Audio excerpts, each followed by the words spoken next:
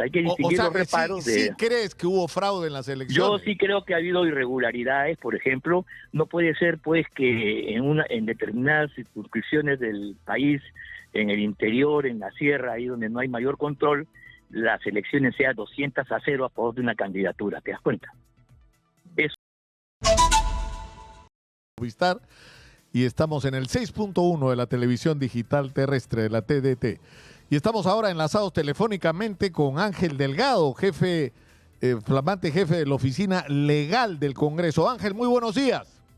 Muy buenos días, Nicolás. En primer lugar, aprovecho para desearte un exitoso y venturoso, feliz año 2025 a ti y a toda tu familia y a todos los amigos en Exitosa y a los que nos escuchan a través de este importante medio de comunicación.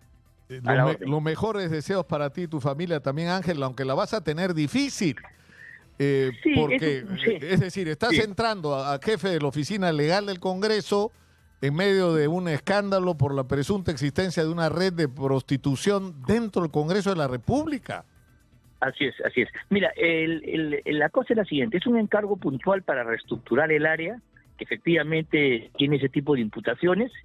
La tarea de llevar a cabo la investigación le corresponde fundamentalmente al Ministerio Público, que ya tomó cartas en el asunto, y la administración, ¿no? Lo ha dicho ayer el presidente en una conferencia de prensa, está tomando las medidas para generar una especie de limpieza. En consecuencia, lo que a nosotros nos toca montar es sobre un terreno ya más o menos limpio, hacer una evaluación del personal que queda, el personal de carrera, te das cuenta, y sobre todo traer nuevos profesionales que estén a la altura de la responsabilidad que implica una asesoría legal y constitucional para el Congreso de la República, ¿no? De eso se trata. Es un encargo temporal y puntual. Ahora, ha estado con nosotros hace solo unos minutos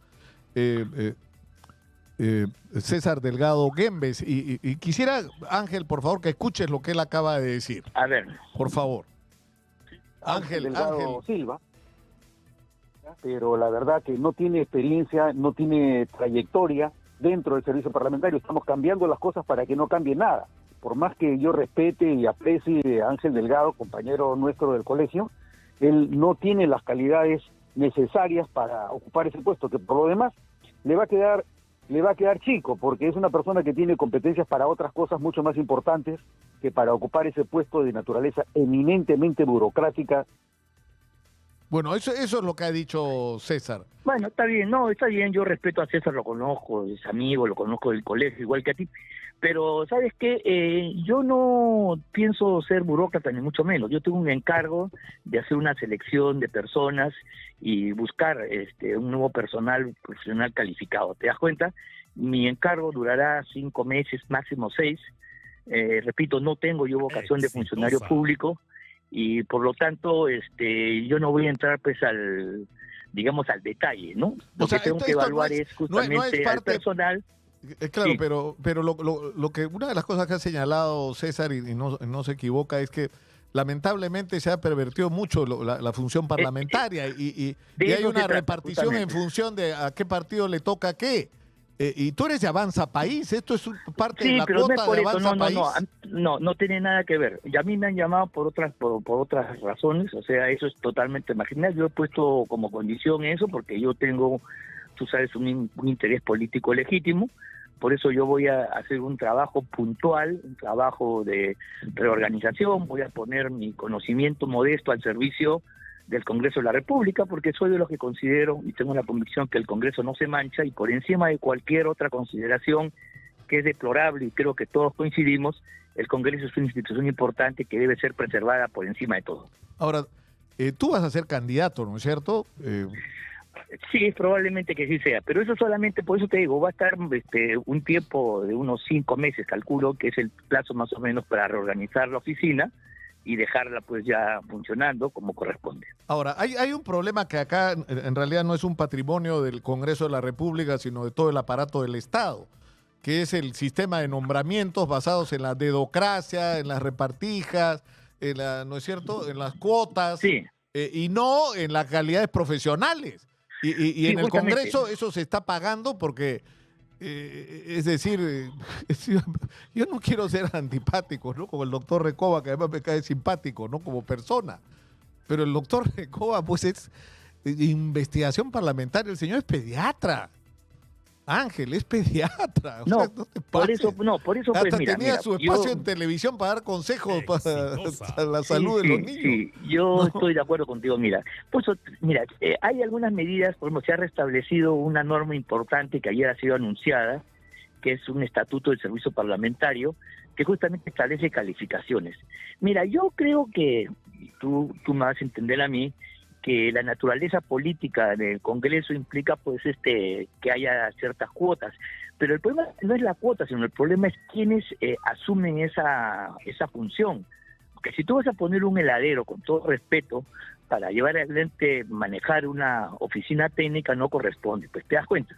Entonces hay que buscar a la gente idónea y por lo tanto la gente tiene que hablar por su currículum, por su trayectoria, por su capacidad fundamentalmente. De eso se trata, te das cuenta. Porque la historia del mundo y las democracias es así, en Europa y en otras partes, los partidos que ganan pues asumen responsabilidades políticas y administrativas, pero la cuestión es que tienen que tener gente idónea para eso, ¿te das cuenta? Eso ha habido en otro tiempo, ha habido personas con militancia política, pero nadie puede negar pues la calidad intelectual de Luis Alberto Sánchez, de Cornejo Chávez, ¿no?, de Enrique Bernales. Mira, te estoy señalando personas que tienen posiciones políticas distintas. ¿De Fernando Tuesta o no? Bueno, por ejemplo, también, o sea, a todos los que tú puedas señalar tienen sus calificaciones y por eso, más allá de su militancia, de opción política que es libre en un país democrático, ¿no?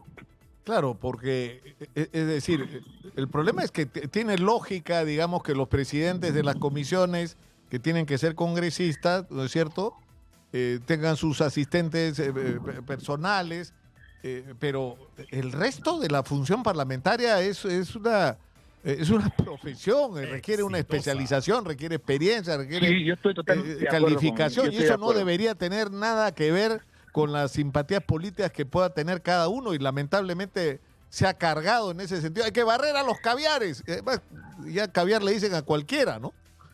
Sí, es verdad, pero mira tú, por eso pues yo creo que esa es un poco la labor que yo pretendo, ¿no?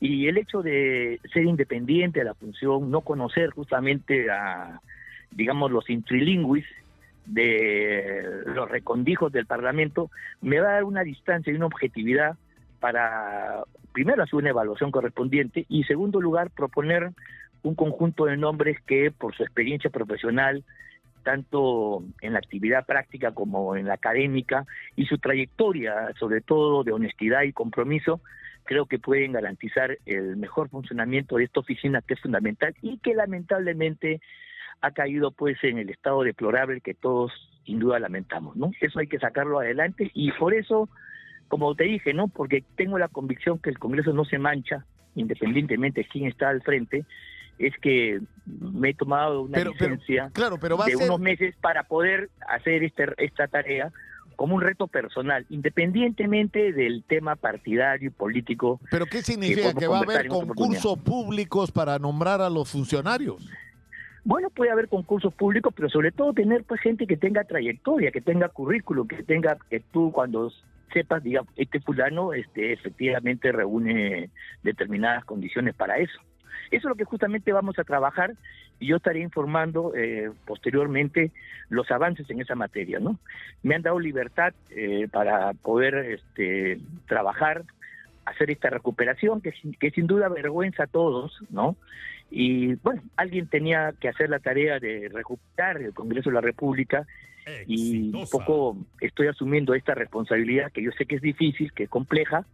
Voy a hacer un alto en mis tareas políticas propiamente dichas y voy a abocarme a trabajar en la reestructuración de un área que es fundamental para la vida de la representación nacional. Ahora, hay un tema acá que también se ha hablado. El presupuesto actual del Congreso es aproximadamente 1.400 millones de soles, lo cual es largamente más de 10 millones de soles de costo por congresista, y hay aproximadamente 26 empleados en promedio en el Congreso por cada congresista. Es decir, esto es una barbaridad. Bueno, Nunca ha ocurrido una cosa así. una Y encima la calidad sí. de los nombramientos, no solo es la cantidad, sino la calidad, ¿no? Sí, sobre todo último. Mira, esto lo último es penoso. Mira, yo creo que, por ejemplo, en la oficina, que tenía 34 personas, hasta donde he sido informado, puede reducirse perfectamente a la mitad y funcionar con mayor eficiencia y transparencia. ¿Te das cuenta? No creo que hay que poner un número excesivo. Creo O sea, que la ¿tú gente puede crees que hay rendir gente mucho que más. está trabajando en el Congreso que tendría que salir porque no se justifica su Bueno, contratación? tengo entendido que ya se ha tomado las medidas para, por ejemplo, todos aquellos que terminaban, porque el régimen del Congreso fundamentalmente es un sistema de 728, ¿no? Es de contratos con plazos determinados, ¿no? La mayoría de los funcionarios entran bajo esta modalidad. Tengo entendido que hasta el 31 de diciembre ya se ha cortado eso, y entonces hay algún número también menor de empleados de carrera, ¿no? Que habrá que evaluarlos, ¿te das cuenta?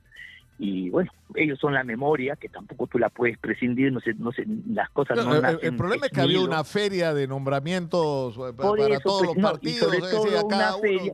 uno, Pero es una feria peor, de personas que indudablemente no reúnen ningún requisito, ninguna capacidad. Yo me imagino que hacen la oficina legal con personajes, hombres y mujeres que evidentemente no tienen ninguna, ni siquiera se les puede hacer una consulta legal, no pueden hacer un informe, redactar un proyecto, ¿no?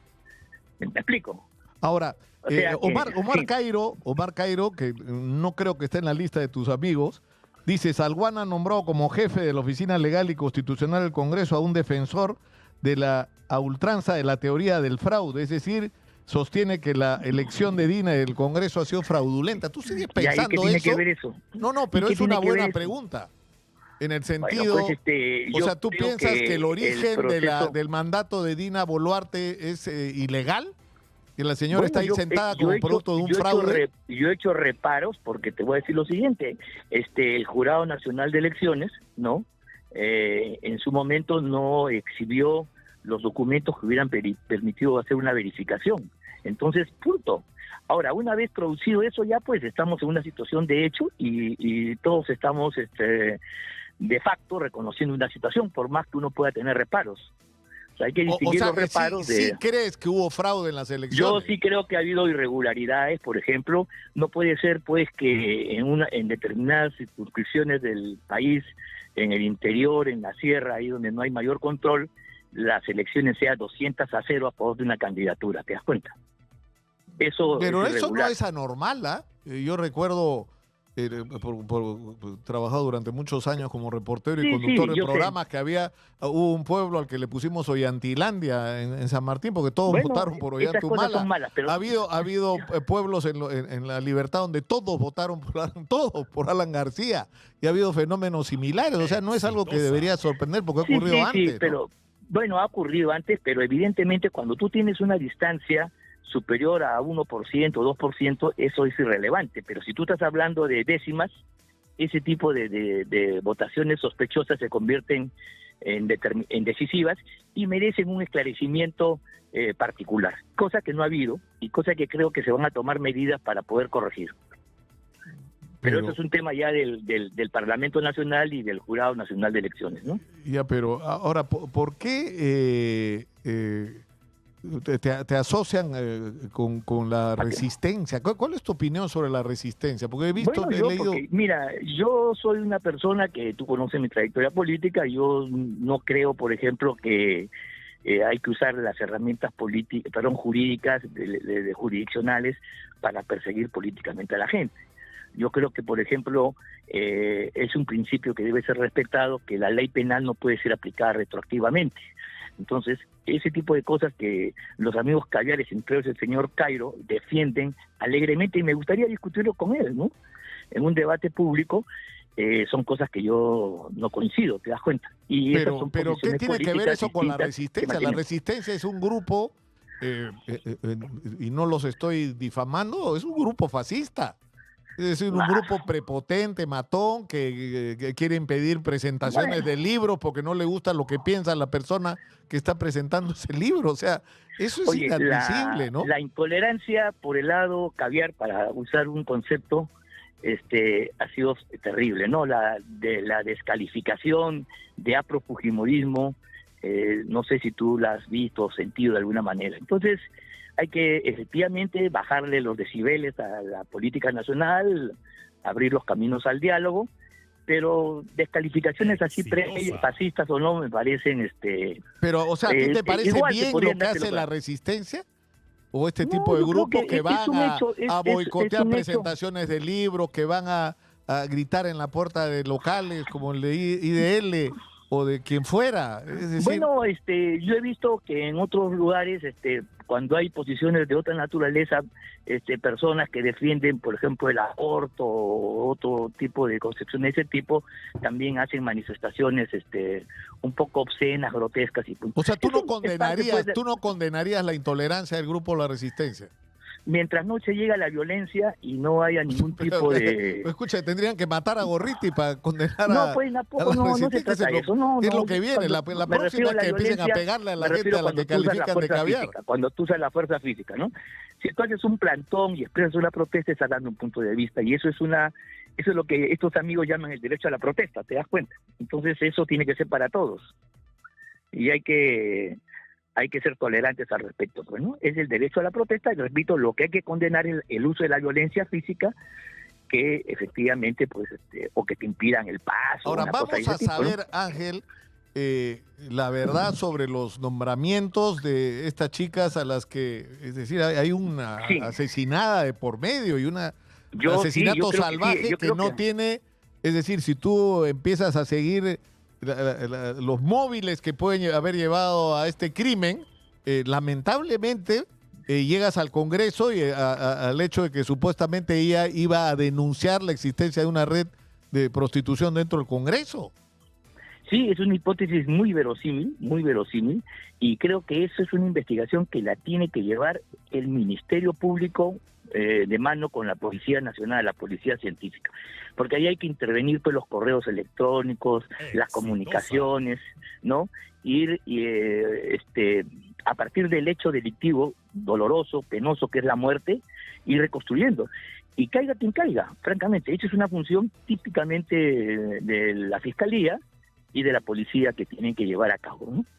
Esa es su tarea fundamental. Ahora, hay algo que ha sorprendido, Ángel, y me imagino que tú lo vas a preguntar, ¿no es cierto? Porque es parte... Sí. Es decir, ¿qué ha pasado con las cámaras de seguridad del Congreso? Que supuestamente tendrían que registrar 24 horas al día todo lo que ocurre ahí. Y resulta que no hay registros. Bueno, han dado una respuesta que dice que tienen un periodo determinado, y yo creo que eso es parte pues, de la investigación, pero mira, en lo que a mí se refiere, yo no voy a entrar a ese campo. No me han contratado para que yo haga la investigación de eso, sino simplemente reestructure una oficina de aquí para adelante.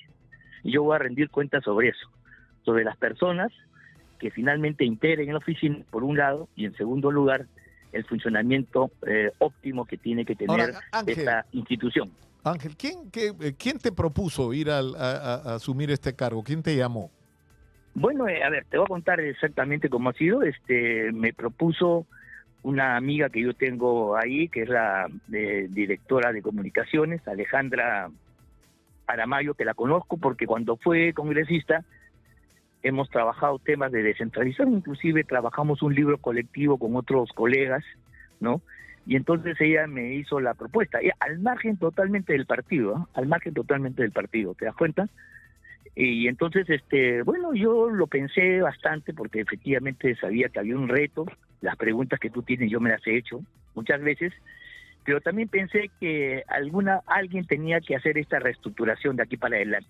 La investigación y la sanción, repito, le corresponde al Ministerio Público. Espero que haga una buena labor y que al cabo de un tiempo nos dé una respuesta satisfactoria por la muerte de esta persona, que es algo sumamente lamentable. Lo que yo tengo que responder es básicamente cómo reformular, reestructurar, replantear esta oficina que efectivamente ha venido a menos por todo este escándalo que conocemos. Ahora, tú, por lo que nos has dicho, tú sigues pensando que hubo fraude en las elecciones del 2021 y tú piensas la teoría esa de la conspiración caviar. O sea, que detrás de que todo está Vizcarra y Gorriti, no sé. Pero es una hipótesis, pues, pero en realidad eso, el resultado práctico es que una vez producido... Mira, a ver, tú puedes pensar que en un partido de fútbol el árbitro no se comportó de una determinada manera, pero finalmente el resultado es el resultado, ya está, punto. Sobre eso yo soy realista. O sea, mi crítica la llevo hasta un momento determinado.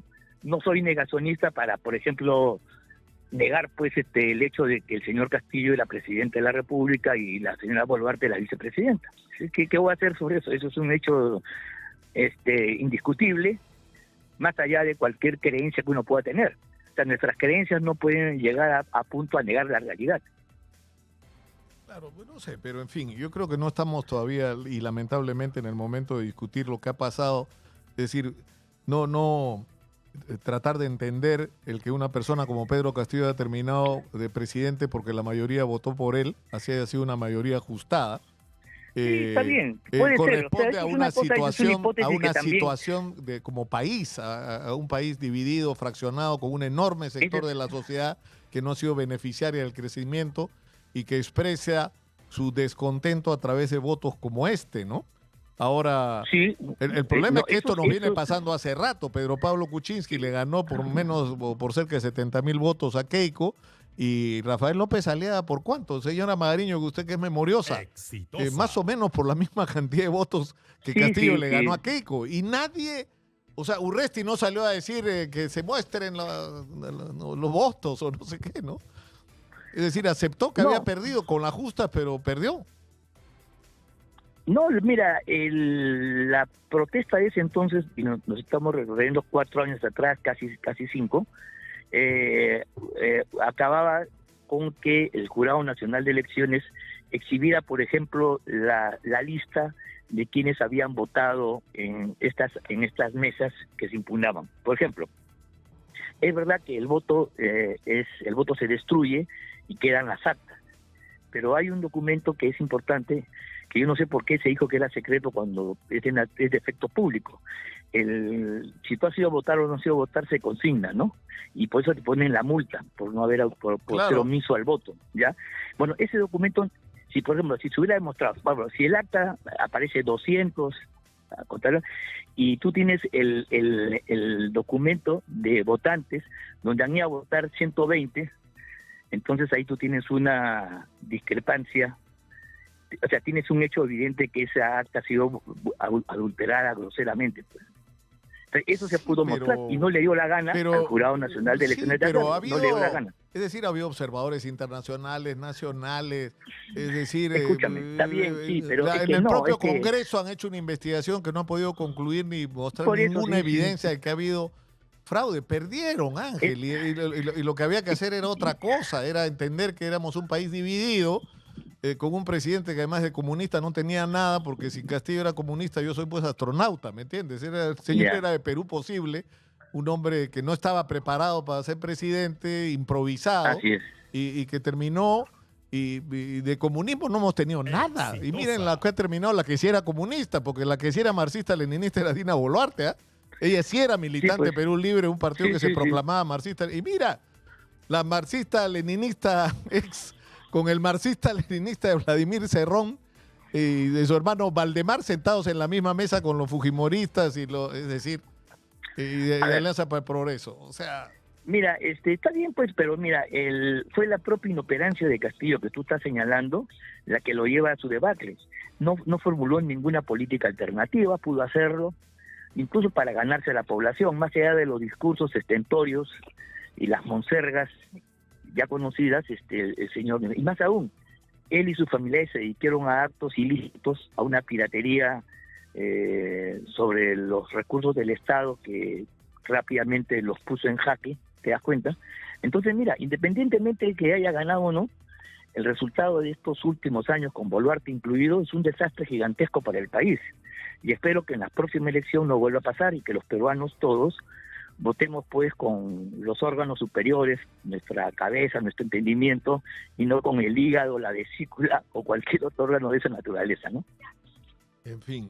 Bueno, Ángel, te agradezco mucho por habernos atendido. A ti también, oye, y nuevamente, oye, felicidades para ti, y seguiremos conversando, porque esta es una tarea, mira, yo, independientemente de todo, yo creo que hay que recuperar el Congreso no puede devaluarse por culpa de quienes interinamente lo están administrando en sus diferentes funciones. Creo que eso es lo fundamental. Entonces, si te piden a ti un compromiso para recuperar un área donde crees tú que puedes hacer algo, yo he dicho sí y voy a tratar de hacerlo. Y bueno, la historia finalmente me juzgará. Y el público también. La historia te absolverá, como dijo. ¿Quién fue? ¿Ah? No, Fidel Castro, después del asalto. Porque tú has sido comunista, tú has sido, ¿no? Tú has sido, tú también, igual que no, tú. yo era nos hemos trosco, visto que es distinto. Trosco, los troscos éramos más... Sí. Los troscos estábamos contra la dictadura. ¿Ah? En la Unión Soviética y en la China. Ustedes eran más bien promaoístas. Tú eras del Partido Comunista Revolucionario. ¿Ah? Bueno, en esos tiempos pues teníamos nuestras veleidades izquierdistas, más bien es parte de una evolución. En una época estábamos impregnados del mayo del 68, acuérdate tú, esas consignas de la imaginación al poder. Fuimos nosotros, digamos, expresiones claras de una coyuntura, no solamente nacional, sino internacional. Pero eran con bien mucho idealismo, sectarios, con mucho idealismo. Pero bien sectarios eran ustedes. No, yo me acuerdo que en el claro, estatuto del Partido Comunista Revolucionario que tenía este legendario dirigente Manuel Dagmer Eguaguirre, en el estatuto estaba prohibido tener relaciones personales con los trotskistas. Es decir, que las chicas del Partido Comunista Revolucionario no se podían enamorar de los trotskistas.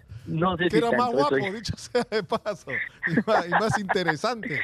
Los troscos leían novelas, iban al cine, eran artistas. Yo he tenido grandes amigos, mira.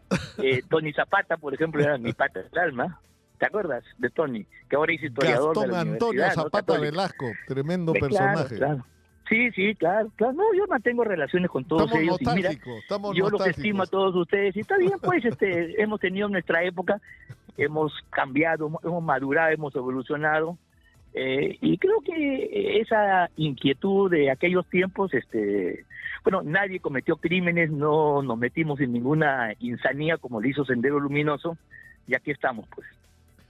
Ángel, muchas gracias una vez más. A ti también, oye, un fuerte abrazo, Me ha dado mucho gusto conversar contigo. Con nosotros. Ha visto que se puede hablar, Además, yo tengo un problema, mi querido Ángel. Yo no soy ni caviar ni fujimorista. Y creo que es lo que nos pasa a la inmensa mayoría de peruanos, No somos ninguna de las dos cosas. Quitarnos esas etiquetas que son como murallas que impiden Mira, la política en última instancia es debate, confrontación, pero también diálogo, acuerdo, compromiso, entendimiento. Por supuesto. Tú tienes que romper murallas. Muchas gracias, Ángel. Un abrazo. Ángel Delgado ha estado con nosotros. Nos vamos a la pausa. Esto es Exitosa. La voz de los que no tienen voz. 95.5 en la FM en Lima, canal 34 de Movistar y 6.1 en televisión digital terrestre. Volvemos.